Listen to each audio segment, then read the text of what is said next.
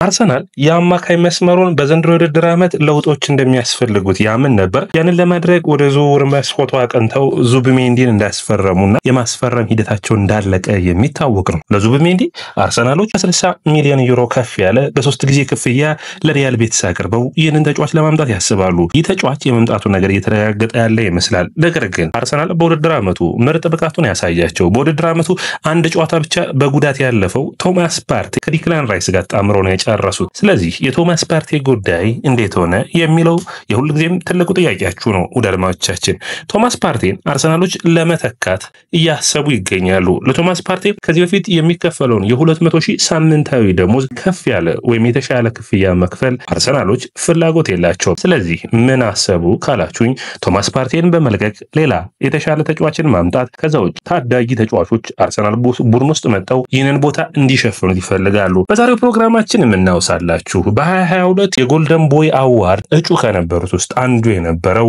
ስለ አጉሜ ነው። አጉሜ እንግዲህ በጣም የሚታወቅ የአማካይ መስመር የሲቪያ ተጫዋች ነው። በ6 ቁጥርና በ8 ቁጥር መጫወት የሚችል ነው። የቀኝ እግር ተጫዋች ነው። ሜትር ከ85 ነው ቁመቱ። ከዛዎች 81 ኪሎ ይመዝናል። በካሜሮን ያውንዴ ተወለደ። ይህ ፈረንሳይን ወክሎ በ21 ዓመት በታች ብሔራዊ ቡድን የተጫወተው እንግዲህ ከዚህ በፊት ስታዲያ ብረስት የሚባለው የፈረንሳይ ክለብ ቡድን አባል ነበር። ከዛ በኋላ ለኢንተር ሚላን ያቀና ከኢንተር ሚላን ደግሞ አሁን ደግሞ በሲቪያ እየተጫወተ የሚገኝ ነው። በ2024-25 ሲዝን በዘንድሮ ውድድር ዓመት ማለት ነው 35 ጨዋታዎችን አድርጎ 2114 ደቂቃዎችን አድርጎ 1 ጎልና 3 አሲስት አስቆጥሯል። ይህ እንግዲህ በጣም የሚገርም ፐርፎርማንስ ያለው ታዳጊ ተከላካይ አማካይ ነው። ታዳጊው ቶማስ ፓርቴ ነው ይባላል። አርሰናሎች ይህንን ተጫዋች ለማምጣት ቶማስ ፓርቴን ለመተካት ያስባሉ። በአርሰናል ባለው በጀት አንጻር እንዴት አይነት ጥሩ ዝውውር እንደሚሆን ልነግራችሁ እፈልጋለሁ። ሰላም ወዳጆቻችን፣ ይህ ያያ ስፖርት ነው። ላይክ፣ ሼር፣ ኮሜንት፣ ሰብስክራይብ ማድረጋችሁን አትርሱ። ይህንን ዝውውር እንዴት ታዩታላችሁ? ቶማስ ፓርቴ የሚለቅ ከሆነ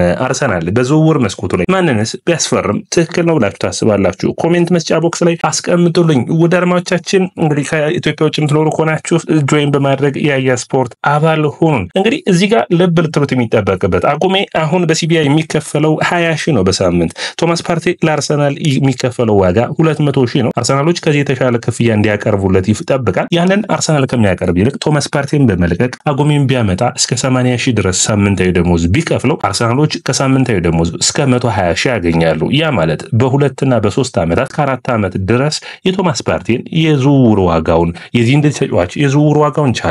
ይህ ተጫዋች ሲቪያ አሁን ባለበት አስቸጋሪ ወቅት ላይ እንዳሉ የምታውቋቸው ናቸው። ስለዚህ ሲቪያ ይህንን ወቅት ለማለፍ አጉሜን ለመሸጥ ይፈልጋሉ። ከ15-20 ሚሊዮን ዩሮ አንዳንዶቹ እንደሚሉት እንደውም 17 ሚሊዮን ዩሮ የሚያወጣ ተጫዋች ነው። ለአርሰናሎች በቀላል ገንዘብ የሚገኝ ጥሩ ፐርፎርማንስ ያለው ተጫዋች ነው። ለእንግሊዝ ፕሪሚየር ሊግ የተሰራ የሚመስል ቁመቱ ረጅም ከኳስ ጋር ጥሩ ምቾትን የሚሆነው ከዛ ውጭ ጥልጥሙ ለእንግሊዝ ፕሪሚየር ሊግ ኳሶችን ለማስጣል በተለይ አርሰናል ከዙቢሜንዲ ጋር በጣም ሶፍት ቡድን ይሆናል። ዲክላን ራይስ እንኳን ቢያገዘው ወደ 6 ቁጥር ሚና ቢመጣ እንደ ቡድን አርሰናሎች ሶፍት የመሆን ወይም ደግሞ በጨዋታዎች ላይ ጫና የመፍጠርና ፊዚካላዊ ጫናቸውን የሚያጡ ይሆናል። ቶማስ ፓርቴ የሚለቅ ከሆነ ይህ ተጫዋች ያንን ኳሊቲ ይዞ የሚመጣ ይሆናል። ለዙቢሜንዲ 60 ደቂቃ ከተሰጠው ለዲክላን ራይስ 60 ደቂቃ ከተሰጠ ከዛ በኋላ ቀይሮ በመግባት ጨዋታዎች ላይ ትክክለኛ ከፍተኛ ለውጦች የሚያመጣ ነው። እንግዲህ በሲቪያ በውድድር ዓመቱ ሁለተኛው ከፍተኛና ብዙ ደቂቃዎችን የተጫወተ ተጫዋች ነው። ይህ ተጫዋች እንግዲህ ጥሩ ፐርፎርማንሶቹ ምን ናቸው ብለን እንየው። እንግዲህ አንደኛ በአየር ላይ ኳሶችን በመከላከሉ ረገድ ቁመቱ በጣም የሚሰጣ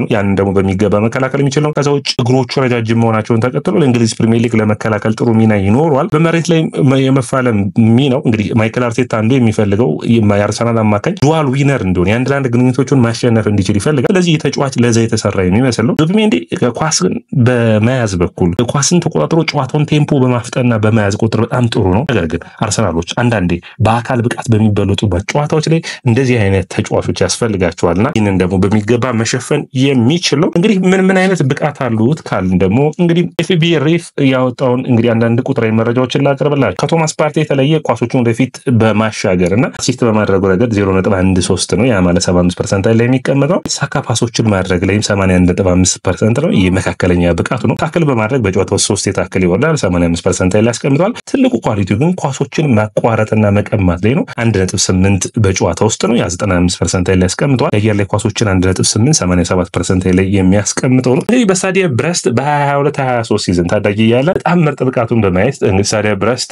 በጊዜው ምርጥ በሊግ 1 ምርጥ ቦታቸውን ይዘው የጨረሱበት የውድድር ዓመት ነበር። ጠንካራ ብቃቶቹ እንዳሉ ሆኖ ከሳጥን ውስጥ ከሳጥን ውጭ ጥሩ ፐርፎርማንሶቹ የሚነገሩለት ነው። በወጥነት ቡድኑን ማገዝ የሚችል ነው። የጎል አስተዋጽኦችን ለማድረግ ይሞክራል። እንደ ቶማስ ፓርቴ ሁሉ አርሰናል የሚያግዘው ነው የሚሆነው። ሌላኛው እንግዲህ አርሰናሎች በቶማስ ፓርቴ ጉዳይ ላይ አይታችሁ ከሆነ አወዛጋቢ ነው ያለ። አሁንም ቶማስ ፓርቴ ይለቃል እያልን አይደለም፣ ነገር ግን ድርድሮቹ የሚቀጥሉ ነው የሚሆኑት። በሚቀጥሉት ጊዜያቶች የሚታወቅ ይሆናል። ቶማስ ፓርቴ የሚለቅ ከሆነ ግን አርሰናሎች ታዳጊ የአማካይ ተጫዋችን ማምጣት ይፈልጋሉ። ነገር ግን ቶማስ ፓርቴ ባይለቅም በሚቀጥሉት ጊዜያቶች ግን ቶማስ ፓርቴን ተተኪ መፈለግ ይጠበቅባቸዋል። ቶማስ ፓርቴ 32 ዓመቱ ነው። በዚህ ሁኔታ ይቀጥላሉ። ቶማስ ፓርቴ ምንም እንኳን ዘንድሮ አንድ ጨዋታ ቢያመልጠው አምና 32 ጨዋታዎች 34 ጨዋታዎችን ያመለጠው፣ ባለፉት ዓመታቶች ስታዩ ደግሞ ታቻምና 16 24 እያለ በየዓመቱ ጉዳቶች የሚያጋጥሙት ተጫዋች ነበር። ያንን ካሻሻለ ጥሩ የሚባል ነው። ነገር ግን ቶማስ ፓርቴ ለአርሰናል ቢኖርና በቡድኑ ውስጥ ቢቆይ አስፈላጊ ተጫዋች ነው። ነገር ግን በቶማስ ፓርቴ ብቻ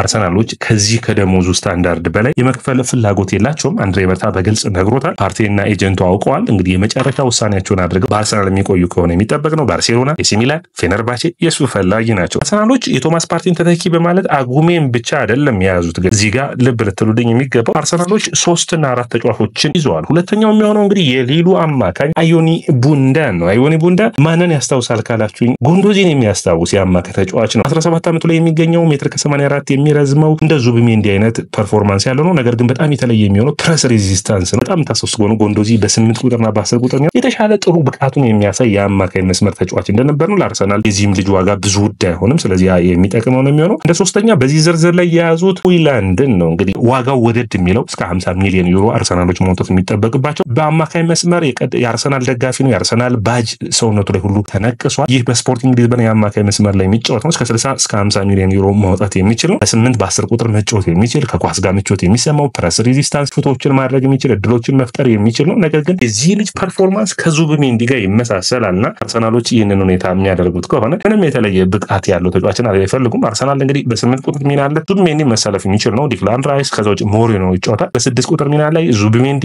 ከዛ ውጭ ዲክላን ራይስ ይጫወት ይችላል። ነገር ግን ትክክለኛ ከሁለቱ የተለየ ሚና ነው ያለው ቶማስ ፓርቴ በሚኖርበት ጊዜ። አሁን ዙቢሜንዲ እስከሚለማመድ ድረስ በፕሪሚየር ሊጉ ቋሚ ሆኖ የሚጀምረው ቶማስ ፓርቴ ይሆናል። ያ ደግሞ ለአርሰናል አስፈላጊና ጠቃሚ የሚሆን ይሆናል። ሌላኛው እንግዲህ በዋጋ ውድ ቢሆንም ቶማስ ፓርቴን ለመተካት ሌላኛው ሰው ካርሎስ ባሌባ ነው። የካሜሮናዊ የብራይተኑ ተጫዋች እድሎችን በመፍጠር ከቶማስ ፓርቴ ወደፊት ቀና ብሎ ወደፊት ኳሶችን ይዞ በመሄድ ሹት በማድረግ ወቅት በጣም የተሻለ ተጫዋች ነው የሚሆነው። በዝውውሮቹ መጀመሪያ አካባቢ የአርሰናል ስም ከአንድሬ ሳንቶስ ጋር ሁሉ ተያይዞ እንደነበር የምታስታውሱት ነው። ስለዚህ አርሰናሎች በአማካይ መስመር ላይ ብዙ ተጫዋቾችን እያዩ ይገኛሉ። ነገር ግን የቶማስ ፓርቴን መልቀቅ እርግጠኛ ከሆኑ ያንን ቦታ ለመሸፈን ትክክለኛውን ተጫዋች ለማምጣት የሚሞክሩ። ሰላም ወደ አድማጮቻችን፣ ይህ ያያ ስፖርት ነው። ላይክ፣ ሼር፣ ኮሜንት፣ ሰብስክራይብ ማድረጋችሁን አትርሱ። እናንተ ላይክ፣ ሼር፣ ኮሜንት፣ ሰብስክራይብ ሰዎቹ ጋር እንድንደርስ ያግዘናል።